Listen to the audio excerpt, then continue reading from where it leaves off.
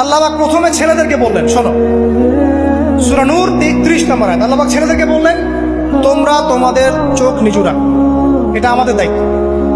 প্রত্যেকটা ছেলের দায়িত্ব বেগানা মেয়েকে দেখলে চোখটা কি করবে? নিচু। তাহলে আপনি সিডিউসড হবেন, এক কথা। 2 নাম্বার, আল্লাহ পাক আমাদেরকে বললেন, তোমরা তোমাদের লজ্জাস্থানকে হেফাজত করো। কাদেরকে? আমাদেরকে, মানে ছেলেদেরকে। প্রথমে আল্লাহ পাক ছেলেদেরকে বললেন, চোখ নিচু করে রাখো, লজ্জাস্থানে হেফাজত করো। ঠিক আছে? সূরা বানী ইসরাঈল আল্লাহ পাক বললেন, জিনার ধারের কাছেও যেও না, ধারের কাছেও যেও। আল্লাহ পাক আরো বললেন, যদি কেউ জিনা করে ফেলে, সূরা নূরে, তাহলে তাকে 100টা বেত্রাঘাত করতে হবে। কয়টা? 100টা, এবং 1 বছরের জন্য তাকে বহিষ্কার করতে হবে। আল্লাহ পাক শাস্তিও দিলেন, শুধু তাত্ত্বিক বিধান দেন নাই, শাস্তিও দিয়েছেন। কারণ শুধু তাত্ত্বিক বিধান দিয়ে হবে? আমি যদি ওয়াজ করে বেড়াই, ভাই মদ খায় না, মদ খায় না, কোনো শাস্তি না অ্যাপ্লাই করি, তাহলে কি মদ ছাড়বে মানুষ?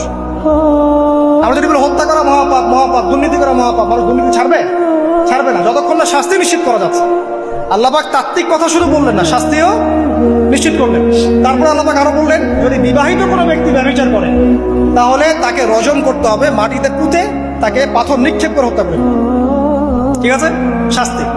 এরপরে দেখেন আল্লাহ পাক মেয়েদেরকে বলছেন, মেয়েদেরকে বলছেন, তোমরা মূলত ঘরে থাকো, যদি বাইরের পরিবেশ তোমাদের অনুকূলে না থাকে, তোমরা ঘরে অবস্থান করো।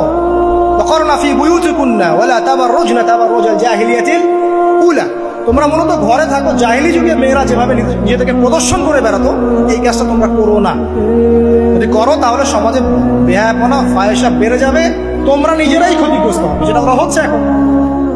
আচ্ছা, এরপর আল্লাহ পাক আরো বললেন, হে নবী, আপনি আপনার স্ত্রী এবং মুমিন নারীদেরকে বলেন, তারা যদি বাহিরে যায় যেন জিলবাব দিয়ে তাদের পুরো বক্ষদেশটাকে ঢেকে নেয়। তাহলে পোশাকের সংস্কৃতির শেকড় কোত্থেকে শিখবো? আমি কোত্থেকে শিখবো? আল্লাহ পাক কর্তৃক নাজিলকৃত সর্বশেষ ঐশী গ্রন্থ থেকে শিখবো নাকি? যে বইয়ের মধ্যে কোনো ভুল নাই সেটাই তো আমার শেখার মাধ্যম হবে নাকি? নাকি যে দর্শনে 1000টা ভুল সেটা শিখবো আমি? আল্লাহ পাক এখানে বলছেন, মুমিন নারীদেরকে বলো, বাইরে গেলে পরে তারা যেন জিলবাব দিয়ে, কাপড় দিয়ে সুন্দর করে বক্ষদেশ ঢেকে রাখে। বোরখার কথা এখানে নাই শব্দে। ঠিক আছে? ঢেকে রাখা ঢিলে ঢালা পোশাকের কথা এসেছে।